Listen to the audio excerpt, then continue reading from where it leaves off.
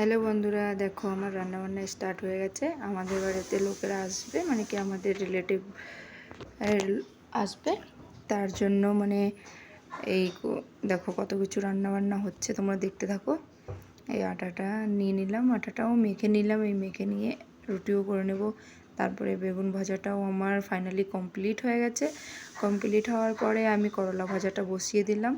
করলা ভাজাটা একটু হলুদ লবণ দিয়ে একটু নাড়াচাড়া করে নিলাম। তারপরে করলা ভাজাটা ফাইনালি হতে থাক, তারপরে তোমরা দেখতে থাকো।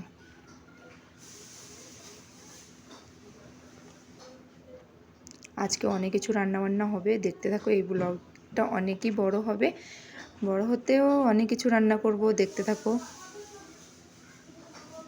অনেক ক্লিপ নিতে ভুলে গেছি, আর অনেকটাই আছে, অনেকটা আবার নেই। দেখো তারপরে আমার দেওর আসছে, ওনাকে একটু চা দিয়ে দিলাম। ও একটু চা খেয়ে নিচ্ছে, চা টোস্ট খেয়ে নিচ্ছে, আবার একটু দেখায় দিল। এই যে সর্ষে বাটা আর টমাটারটা দিয়ে ডাঁটা শাকের চচ্চড়িটা করছি। এখন এটা বসিয়ে দিলাম। এরপরে নুন হলুদ লঙ্কার গুঁড়ো, তারপরে যা যা প্রয়োজন হয় সেটা দিয়ে তারপরে নেড়ে চেড়ে নিলাম। নেড়ে চেড়ে নেওয়ার পরে এই যে দেখো লঙ্কার গুঁড়িটাও দিয়ে দিলাম। লঙ্কার গুঁড়িটা দেওয়ার পরে আবার একটু নেড়ে চেড়ে নেব। এটাও হতে থাক, দেখতে থাকো আমার মিনি ব্লগ। তারপরে আমার বর মাংস নিয়ে চলে আসছে। মাংসের জন্য আমি সব কিছু রেডি করলাম, টমাটার কুচি, পেঁয়াজ কুচি, তারপরে একটু খাড়া মশলা নিলাম, একটু করে সব যা যা প্রয়োজন হয় সেটা নিয়ে নিলাম। তারপরে মাংসটা এখন বসিয়ে দেবো, তেলটা দিয়ে দিলাম, জিরা দিয়ে দিলাম, তারপরে যা যা লাগে সেটা দিয়ে দিচ্ছি। আর তোমরা যদি রেসিপি জানতে চাও তাহলে আমাকে কমেন্টে বলবে, তাহলে আমি তোমাদেরকে আমার রেসিপিটা বলে দেবো। এই যে রান্না বান্না স্টার্ট করে দিয়েছি, মাংস রান্না হতে থাক।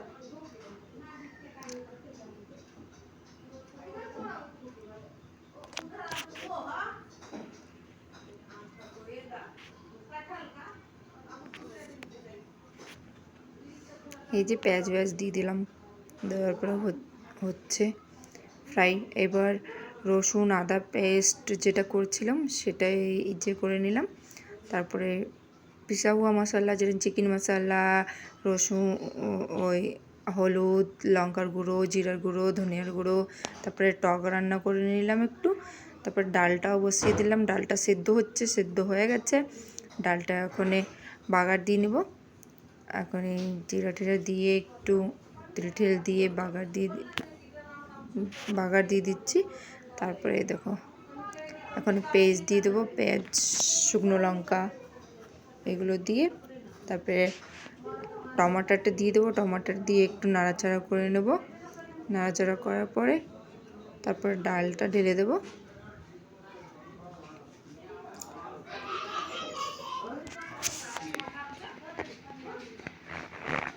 ডালটা ঢেলে দিলাম, আর এখন আমার ফাইনাল ডালটাও হয়ে গেছে। এখন চিকেনটা আরেক চুলায় বসিয়ে আছি।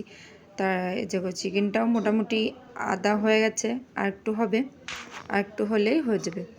তারপরে দেখবে মানে আমাদের বাড়ি কে আসছে। তারপরে ভাতও রেডি হয়ে গেছে। তারপরে একটু সালাদ কেটে নিলাম। স্যালাদের ভিতরে আছে কাকড়ি আর পেঁয়াজ, আর এই যে ফাইনাল থালি রেডি হয়ে গেছে। তারপরে এই বড় বাবা আসছিল আমাদের বাড়িতে, আরও আসছিল।